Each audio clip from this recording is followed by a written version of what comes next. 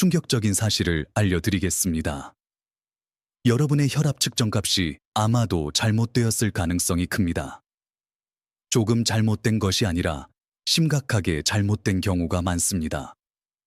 그 정도로 잘못돼서 필요 없는 약을 복용하게 될 수 있고, 실제로는 정상인데 의사가 용량을 늘릴 수도 있습니다. 문제는 혈압계 자체가 아니고 의사의 실수도 아닙니다. 측정 직전에 여러분이 무심코 저지르는 한 가지 단순한 실수 때문입니다. 이 실수는 매우 흔해서 70%의 사람들이 자신도 모르게 하고 있습니다. 그리고 이 실수 하나로 측정값에 20점, 30점, 심지어 40점까지 추가되어 정상 혈압이 위험하게 높은 것처럼 보일 수 있습니다. 저는 심장외과 의사로 20년 넘게 일해온 클레어 휘트모어 박사입니다. 실제로 높은 혈압이 아닌데 과다 치료를 받은 환자들에게 어떤 일이 일어나는지 수없이 지켜봐 왔습니다. 약 부작용으로 인한 어지럼증, 낙상, 골절, 입원까지 이어지는 경우를 보았습니다. 모두 혈압 수치가 인위적으로 높게 나온 탓이었습니다. 반대로 높은 수치를 모두 가짜라고 치부해서 실제 고혈압을 방치하는 경우도 보았습니다. 제대로 치료받지 못해 뇌졸중, 심장마비, 신부전을 겪는 환자들을 보았습니다. 두 가지 경우 모두 위험합니다. 차이는 단 하나, 측정값이 진짜인지 가짜인지 아는 여부에 달려 있습니다. 이 영상 끝까지 보시면 혈압을 인위적으로 높게 만드는 정확한 실수가 무엇인지 알게 됩니다. 높은 수치가 진짜인지 가짜인지 확인하는 방법도 배우게 될 것입니다. 그리고 가장 중요한 것은 다시는 과다치료나 치료 부족으로 고통받지 않도록 대처하는 방법을 알게 됩니다. 이는 이론이 아니라 불필요한 약을 피하거나 꼭 필요한 약을 놓치지 않게 도와줄 수 있는 생명을 지키는 정보입니다. 하지만 먼저 로버트의 이야기를 들려드려야 합니다. 로버트에게 일어난 일은 지금 이 순간에도 수천 명의 사람들에게 일어나고 있지만 대부분 너무 늦을 때까지 깨닫지 못합니다. 로버트는 71세였습니다. 활동적이고 건강했으며 기분도 좋았습니다. 연례 건강검진을 받으러 갔을 때 모든 것이 정상일 거라 확신했습니다. 간호사가 혈압을 재었는데 158, 94로 나왔습니다. 높았습니다. 로버트는 놀랐습니다. 자신은 전혀 이상을 느끼지 못했기 때문입니다. 간호사가 다시 재었는데 명구시 96, 더 높아졌습니다. 의사가 들어와 수치를 보고 말했습니다. 로버트 씨, 혈압이 너무 높습니다. 약을 시작해야 합니다. 로버트는 혼란스러웠습니다. 괜찮은데요. 정말 높은 게 맞나요? 다시 재볼 수 있을까요? 다시 재었는데 156, 92, 여전히 높았습니다. 3번 모두 높은 수치였습니다. 의사는 오보미이루마 암로디핀을 매일 복용하라고 처방했습니다. 한 달 뒤에 다시 확인하자고 했습니다. 로버트는 약을 먹기 시작했습니다. 3일 만에 몸이 달라졌습니다. 좋아진 것이 아니라 달라졌습니다. 일어설 때 어지럽고 머리가 멍한 느낌이 들었습니다. 의사에게 전화했더니 간호사가 흔한 부작용입니다. 보통 2주면 사라집니다. 라고 했습니다. 로버트는 2주를 기다렸지만 어지럼증은 사라지지 않고 더 심해졌습니다. 균형이 불안정해져 외출할 때는 지팡이를 짚게 되었습니다. 한 달 뒤 재진에서 혈압은 148/88로 나왔습니다. 좋아졌지만 여전히 높았습니다. 의사는 용량을 10mg으로 늘려야 합니다. 라고 했습니다. 로버트가 어지럼증을 호소하자 의사는 유감이지만 혈압이 아직 높습니다. 조절이 필요합니다. 어지럼증은 뇌졸중보다 낫습니다. 라고 답했습니다. 10mg로 늘린 뒤 어지럼증은 더 심해졌습니다. 술에 취한 듯한 느낌에 사고가 명확하지 않아 운전을 포기하고 집에만 머물렀습니다. 부인이 모든 심부름을 맡았습니다. 독립적이고 활동적이던 로버트가 약 부작용으로 집 밖 출입을 거의 하지 못하게 되었습니다. 치료 3개월째, 로버트는 현관 계단을 내려오다 균형을 잃었습니다. 평소 수천 번 오르내렸던 계단이었지만 어지럼증이 덮쳤습니다. 한 계단을 놓쳐 10계단 아래로 굴러떨어졌고 콘크리트 바닥에 머리를 부딪혔습니다. 부인이 의식을 잃은 그를 발견했습니다. 피가 흥건했고 두개골 골절과 경막하 혈종, 뇌출혈 진단을 받았습니다. 응급수술을 받고 3주 입원, 2개월 재활을 거쳤습니다. 생존했지만 예전과 같지 않습니다. 기억력 문제와 균형 문제가 남았습니다. 모두 혈압약으로 인한 어지럼증 때문에 생긴 낙상이 원인이었습니다. 로버트의 이야기를 비극적으로 만드는 사실은 바로 이것입니다. 로버트의 혈압은 실제로 높지 않았습니다. 인위적으로 높게 나온 것이었습니다. 진료실에서 측정한 수치는 모두 잘못된 것이었습니다. 기계 문제도 기술 문제도 아니었습니다. 로버트가 매번 측정할 때 저지른 한 가지 단순한 실수 때문에 수치가 33, 40점이나 높게 나왔습니다. 정상 혈압이 위험 수준으로 보이게 만든 것입니다. 아무도 이를 알아채지 못했습니다. 수치만 보고 약을 처방했습니다. 낙상과 입원, 수술을 겪은 뒤 로버트의 딸이 저를 찾아왔습니다. 심장 전체 검사를 원했습니다. 검사를 해보니 심장은 정상이었지만 올바른 방법으로 혈압을 재어보니 118/76으로 완벽하게 정상이었어요. 로버트는 혈압약이 전혀 필요 없었습니다. 올리봉도, 이시미롱도 아무것도 필요 없었습니다. 인위적으로 높은 수치 때문에 독립성과 인지기능, 거의 목숨까지 잃을 뻔했습니다. 그 실수가 무엇일까요? 곧 알려드리겠습니다. 하지만 먼저 이 문제가 왜 이렇게 중요한지 이해하셔야 합니다. 정확한 혈압 측정이 생사를 가를 수 있는 이유를 알아야 합니다.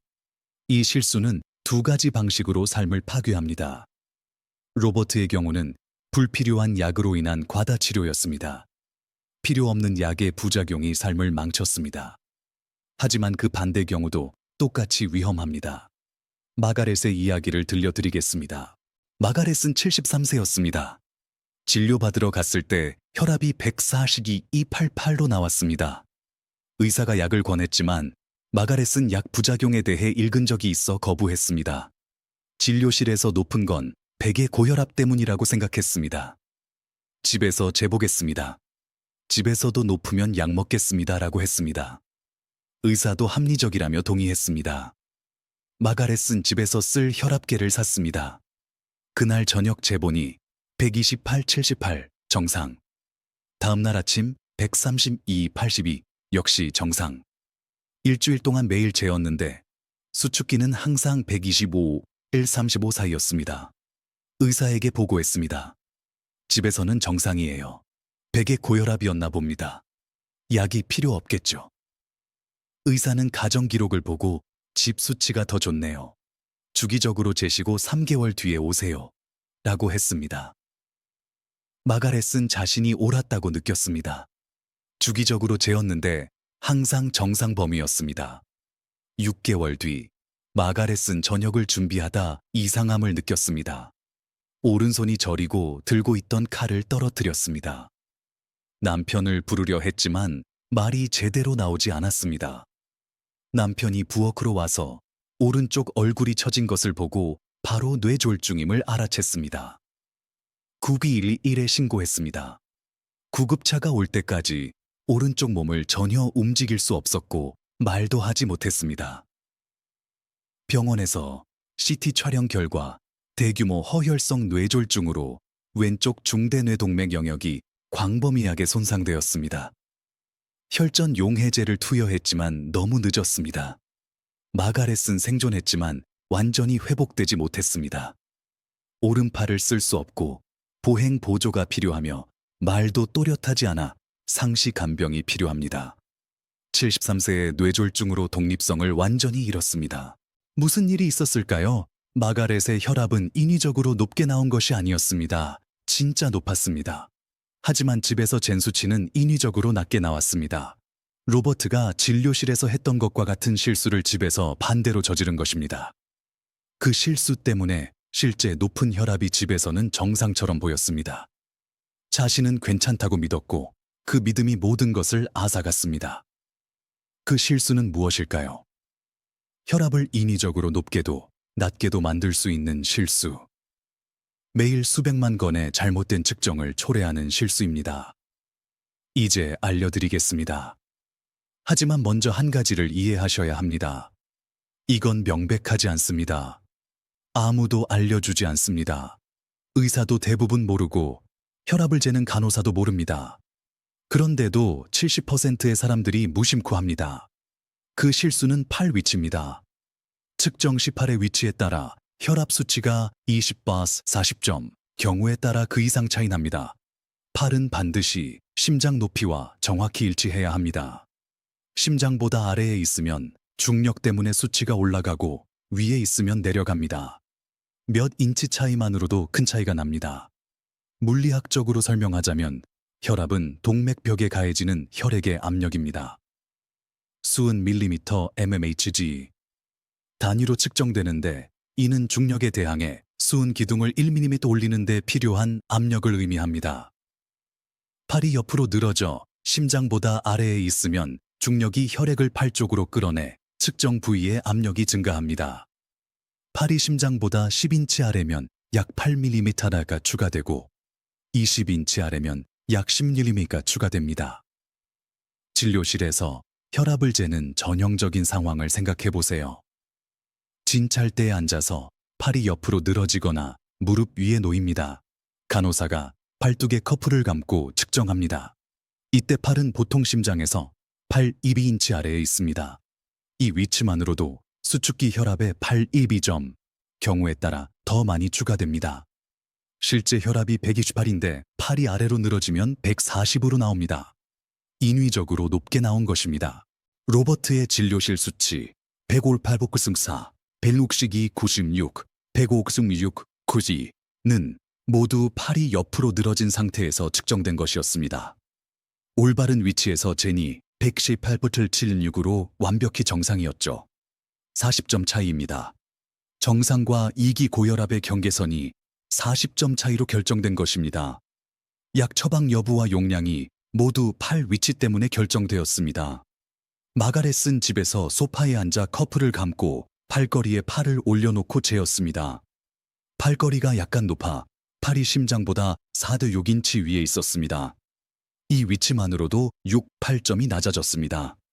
실제 혈압은 152-92로 진짜 2기 고혈압이었지만 팔이 위에 있어 132-82로 나왔습니다. 인위적으로 낮게 나온 것입니다. 이 실수가 바로 팔 위치입니다. 진료실, 가정, 약국 혈압 측정기 어디에서나 발생합니다. 대부분의 혈압 측정이 팔 위치 때문에 잘못되고 있습니다. 아무도 이를 알지 못하고 확인하지도 않습니다. 그냥 나온 숫자를 기록하고 그 가짜 데이터로 의학적 결정을 내립니다. 헬렌의 이야기를 들려드리겠습니다. 이 실수가 다른 요인과 결합하면 얼마나 혼란스러운지 보여줍니다. 헬렌은 68세였습니다. 의사가 고혈압이라며 약을 시작했습니다. 하지만 약을 먹고 나서 피곤하고 약하며 어지러웠습니다. 정말 필요한지 확인하고자 집에서 측정하기로 했습니다. 평기 좋은 오므론 혈압계를 샀습니다. 식탁에 앉아서 왼팔에 커프를 감고 팔을 식탁에 올려놓고 재었습니다. 118/744 정상. 다시 재도 102-776 여전히 정상. 일주일 동안 매일 식탁에서 같은 방법으로 재었는데 항상 115-225 사이로 정상이었어요. 헬렌은 의사에게 가정 기록을 보여주며 집에서는 정상이에요. 약이 필요 없을 것 같아요. 라고 했습니다. 의사는 회의적이었고 진료실에서 팔을 늘어뜨린 채 재니 105-288, 다시 재도 148-86으로 높았습니다. 여기서는 높게 나옵니다. 가정 측정기가 잘못된 걸 겁니다. 약은 계속 드세요. 헬렌은 혼란스러웠습니다. 둘 중 어느 쪽이 맞는지 알 수 없었습니다. 헬렌은 제게 세컨드 오피니언을 받으러 왔습니다. 팔걸이가 있는 의자에 앉히고 커프를 감은 뒤 팔을 정확히 심장 높이의 팔걸이에 올리게 했습니다. 측정 결과 140-68-6 높았습니다. 그 다음 팔을 옆으로 늘어뜨리게 하니 뱅국싹싹64로 훨씬 높아졌습니다. 그리고 높은 탁자에 올리게 하니 150-878로 낮아졌습니다. 3분 안에 같은 사람에게서 64점 차이 나는 수치가 나왔습니다. 모두 팔 위치 때문이었습니다. 헬렌에게 설명했습니다. 진료실에서는 팔이 아래로 늘어져 인위적으로 높게 나왔고 집에서는 탁자가 높아 인위적으로 낮게 나왔습니다. 정확히 심장 높이에서 재었을 때 실제 혈압은 140/86으로 진짜 높았습니다. 약은 필요했지만 164라는 진료실 수치가 진짜였던 것도 아니고 118이라는 가정 수치가 진짜였던 것도 아니었습니다. 정확한 측정으로 나온 중간값이 실제였습니다. 이처럼 팔 위치가 왜 중요한지 아시겠죠? 단순히 높다 낮다의 문제가 아니라 실제 혈압을 알아야 올바른 치료 결정을 내릴 수 있습니다. 로버트처럼 인위적으로 높은 수치로 과다 치료받아 불필요한 약 부작용에 시달리는 사람이 너무 많습니다. 마가렛처럼 인위적으로 낮은 수치로 치료를 미뤄 뇌졸중을 겪는 사람도 많습니다. 모두 팔 위치 때문입니다. 그렇다면 혈압은 어떻게 정확히 재야 할까요? 모든 단계를 정확히 알려드리겠습니다. 제대로 하지 않으면 수치는 의미가 없습니다. 등받이가 있는 의자에 앉으세요. 스툴이나 서서 재는 것은 안 됩니다. 등은 의자 등받이에 완전히 기대고 발은 바닥에 평평하게 놓으세요. 다리를 꼬거나 의자 아래로 넣지 마세요. 이 자세가 정상적인 혈류를 유지하고 정맥 우려를 방지합니다. 측정 전 5분 동안 완전히 쉬세요. 말하지 말고 휴대폰을 보지 말고 스트레스 생각도 하지 마세요. 조용히 앉아서 정상적으로 호흡하세요. 혈압은 계속 변동합니다. 움직임, 대화, 스트레스는 일시적으로 올립니다. 5분 조용한 휴식이 기본 상태로 만들어줍니다. 커프는 맨 팔뚝에 감으세요. 옷 위로는 안 됩니다. 옷이 부피를 더해 정확도를 떨어뜨립니다. 커프는 꽉 조이지 않으면서도 알맞게 조여야 합니다. 커프와 팔 사이에 손가락 2개가 들어갈 정도여야 합니다. 커프 아래쪽 끝은 팔꿈치 주름에서 1인치 위에 위치해야 합니다. 이렇게 해야 상완 동맥 위에 정확히 놓입니다. 가장 중요한 부분입니다. 팔을 정확히 심장 높이의 표면에 올려놓으세요. 대충이 아니라 정확히입니다. 심장은 대략 가슴 중앙, 흉골 중간 높이에 있습니다. 커프 중앙, 즉 동맥이 측정되는 부분이 그 높이와 일치해야 합니다. 베개나 책을 쌓아서라도 맞추세요. 정확한지 확인하려면 팔뚝 중앙 커프 위치, 이 가슴 중앙과 수평인지 보세요. 식탁에 팔을 올릴 경우 대부분 식탁이 낮아서 팔이 심장 아래로 내려갑니다. 식당 테이블이 더 나을 수 있고 아니면 무릎에 베개를 놓고 팔을 올리세요. 핵심은 정확한 심장 높이입니다. 측정할 때는 말하지 말고 움직이지 말고 정상 호흡하세요. 기계가 커프를 팽창시키고 서서히 빼면서 수치를 표시합니다. 수치를 확인한 뒤 2분 기다렸다가 같은 팔, 같은 위치로 다시 재세요. 또 2분 뒤에 세 번째로 재세요. 세 수치를 모두 기록하고 평균을 내세요. 첫 번째 수치만이 아니라 3번 평균이 여러분의 혈압입니다. 왜 3번일까요? 혈압은 박동마다 변동합니다. 첫 번째는 불안이나 기대감으로 인위적으로 높게 나올 수 있습니다. 두 번째와 세 번째가 더 정확하고 3번 평균이 가장 신뢰할 수 있습니다. 연구에서도 이렇게 합니다. 토마스의 사례를 보세요. 올바르게 할 때와 잘못할 때의 차이를 보여줍니다.